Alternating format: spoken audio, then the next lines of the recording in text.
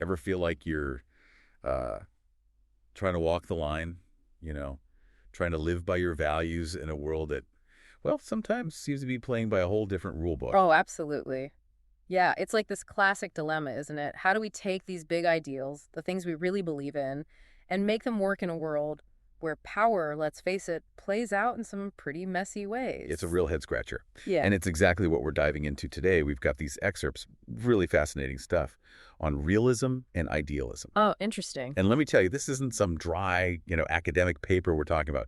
This author, they don't hold back. They really challenge us to think differently about power, about belief, and that constant, push and pull between the two. Yeah, one of the things that struck me right off the bat is how the author just cuts right to the chase.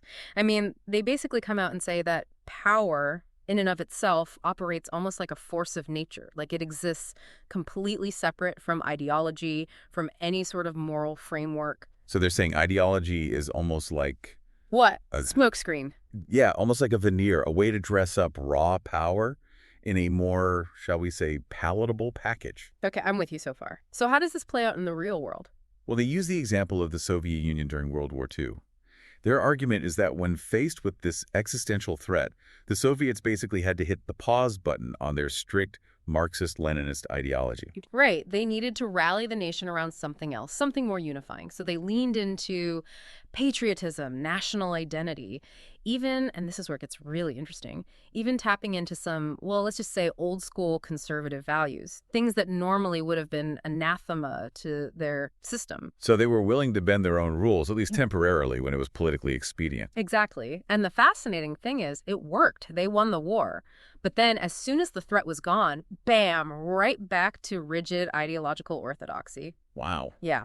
And the author points to this as evidence that even the most powerful ideologies, the ones that seem completely unshakable, can be, bended, maybe even broken when it suits those in charge. It really makes you question the sincerity behind a lot of the political maneuvering we see, doesn't it?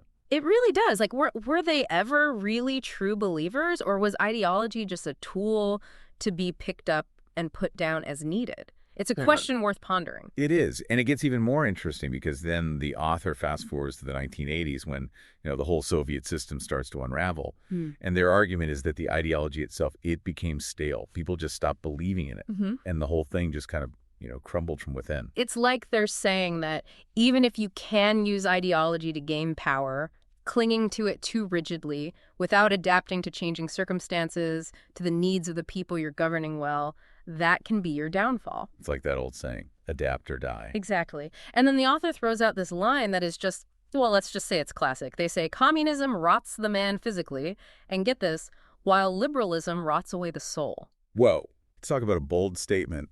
Yeah. It's like they're saying that both systems, even though they claim to be polar opposites, ultimately fail on this, fundamental human level. It's a provocative statement, for sure. And I think whether you agree with the author's exact wording or not, it gets at this larger point they're making, which is that any system, any ideology, no matter how well-intentioned it might be, can become so rigid, so fixated on its own internal logic that it loses sight of the human element. Yeah. The needs and aspirations of the very people it claims to serve. It's almost like those in power, they get so caught up in the game, they forget why they're playing in the first place. Yes.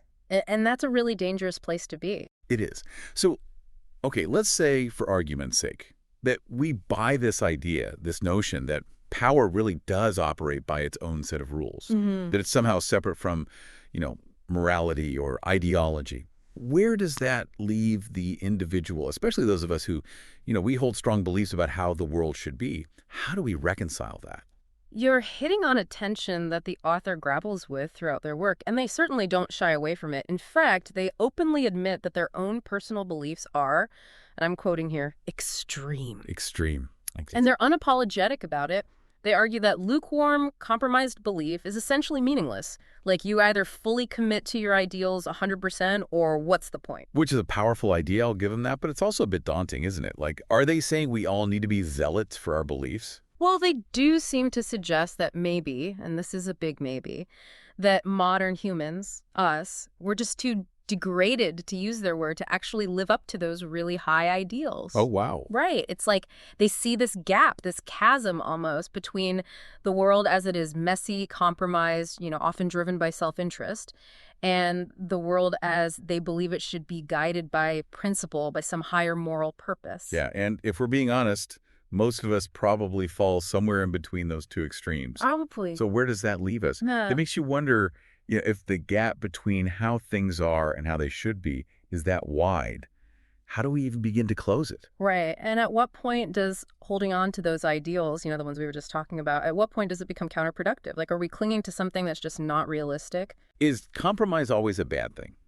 I mean, most of us, we make compromises every day just to get by, right? It's a good question. And the author's answer, well, let's just say it might not be what you expect. They argue that if the traditional systems, the ones that are supposed to bring us closer to those ideals, if they're failing, if they've become too, bogged down in this kind of amoral pursuit of power, well, then we need to start thinking about some pretty radical alternatives. Okay, now you've got my attention. How radical are we talking here? Give me an example. Well, they actually argue that political violence, while obviously not something to be taken lightly, isn't inherently bad. Whoa. No.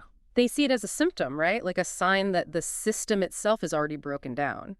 That people have become so disillusioned with the usual channels of change, voting, protesting, all the stuff we're told is supposed to work, that they feel like they have no other choice. Like they've got to resort to more, shall we say, expressive measures. Yeah, it's like that old saying, desperate times call for desperate measures. Exactly. But they're very careful to point out that they're not advocating for just, random chaos or anything.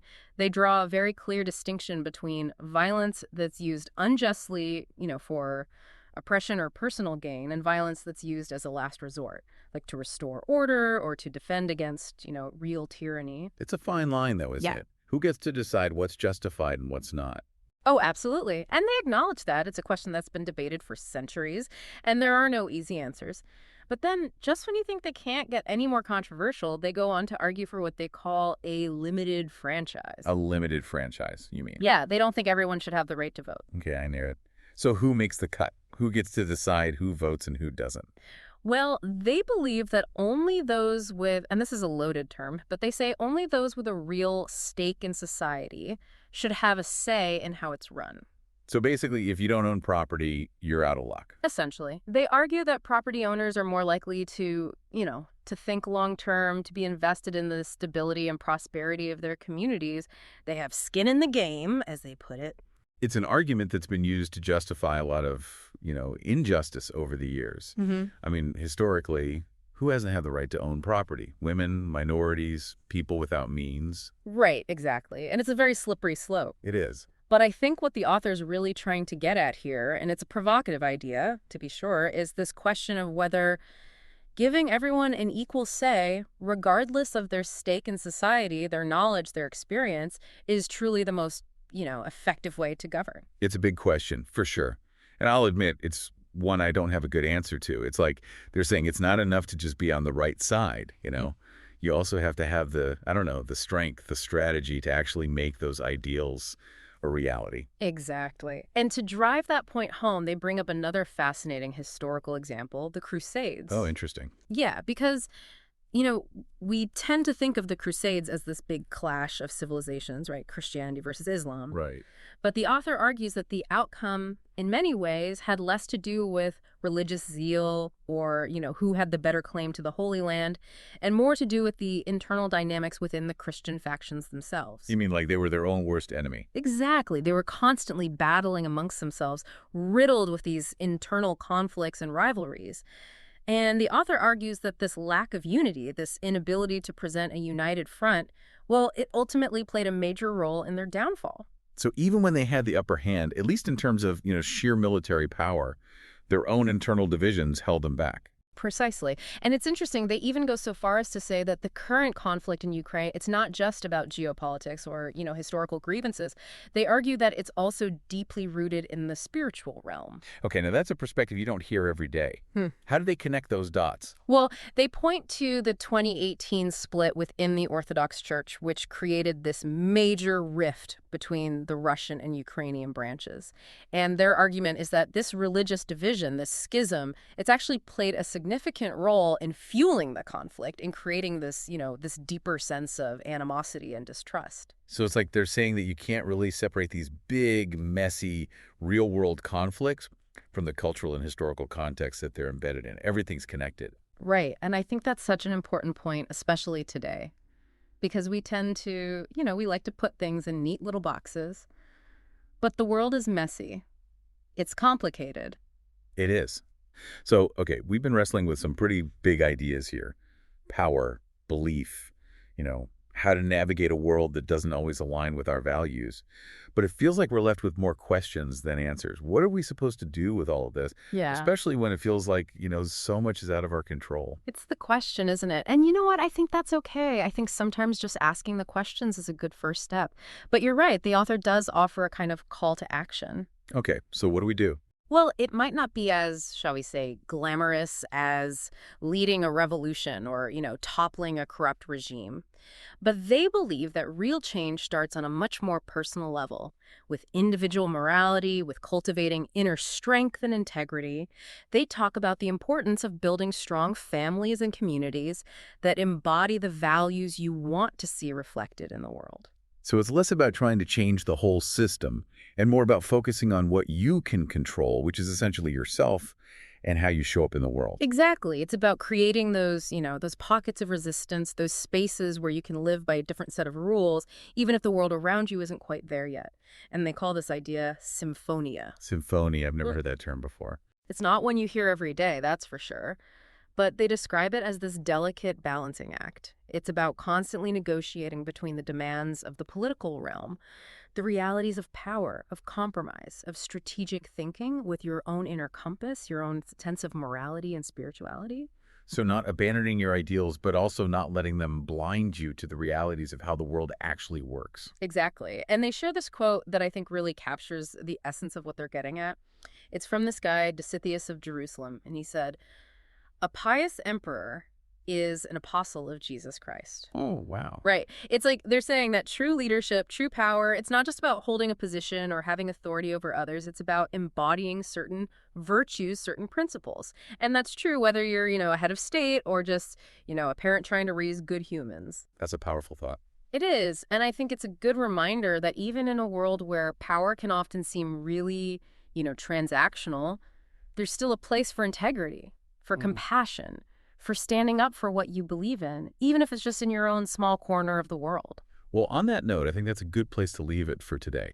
We've covered a lot of ground, but as we said, this deep dive was less about giving you easy answers and more about, getting you thinking, challenging some assumptions, and maybe even sparking some interesting conversations along the way. Exactly. And as our author reminds us, in a world where pure politics will always dominate belief, it's our own choices, our own actions that ultimately matter. So what will you do? What kind of world do you want to create, even in your own small way? I love that. A call to action for us all.